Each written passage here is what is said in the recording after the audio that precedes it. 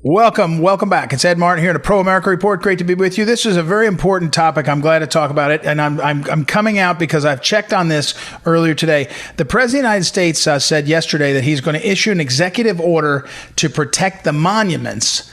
You know, all the different monuments. He did an interview, I think it was a stand-up interview as he was leaving the White House, and he said he's going to do an executive order to protect the monuments that are coming under scrutiny. He's been very clear about this, and that he opposes the removal of these statues. He thinks it's all a crazy thing, and he's working on it.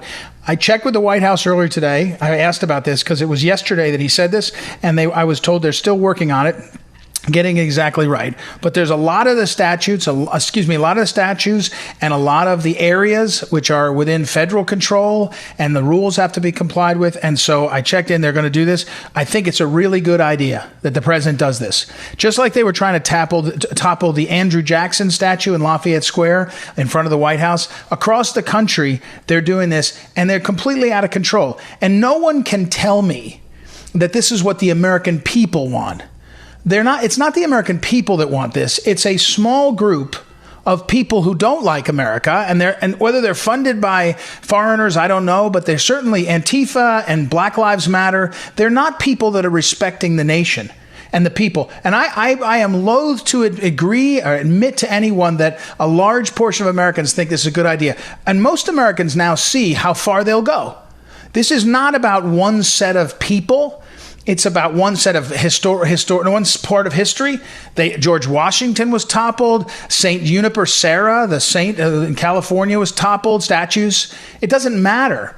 And I'm reminded of my friend, and know her so well, the Honorable Helen Marie Taylor, who is down in Richmond. She lives on Monument Avenue.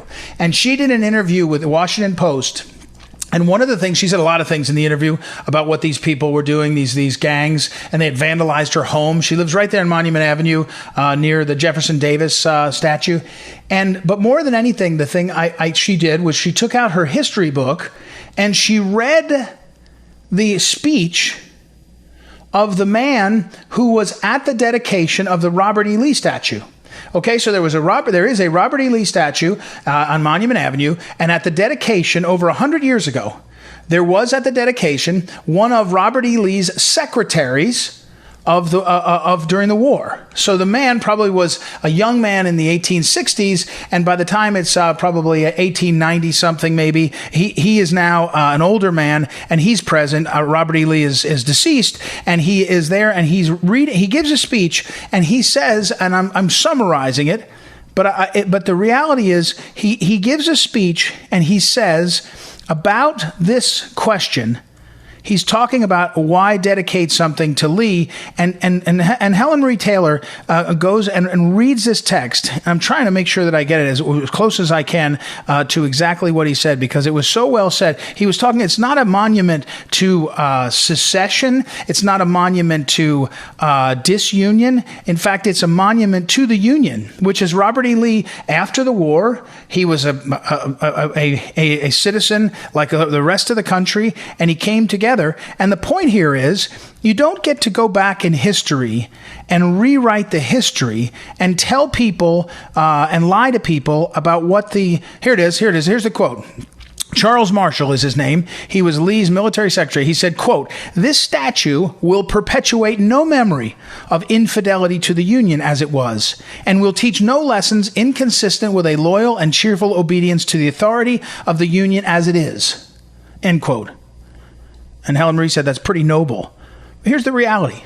If we're going to take down every statue of every person who we decide is a flawed person, well, Martin Luther King Jr., the record now shows, was a very, very uncharitable to his wife. He was dishonorable to his vows, right? Is this the standard?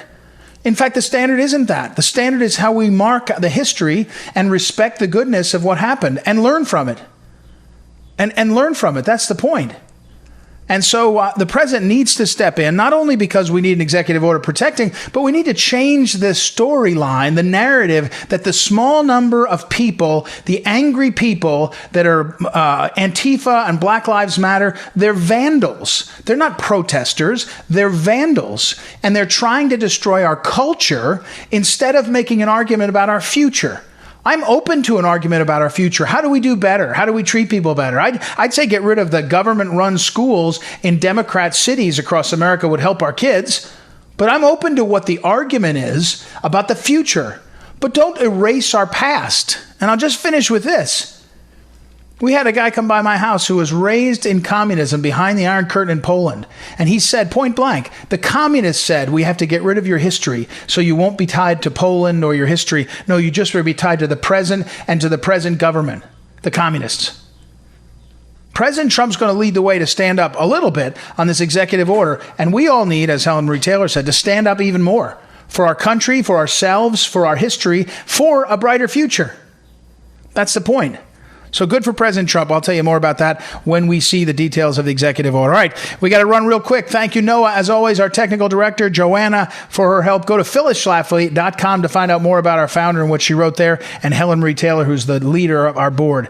We'll be gone. We'll take a break. We'll be back tomorrow. It's not a break. We'll be back tomorrow night. It's Ed Martin here on the Pro America Report.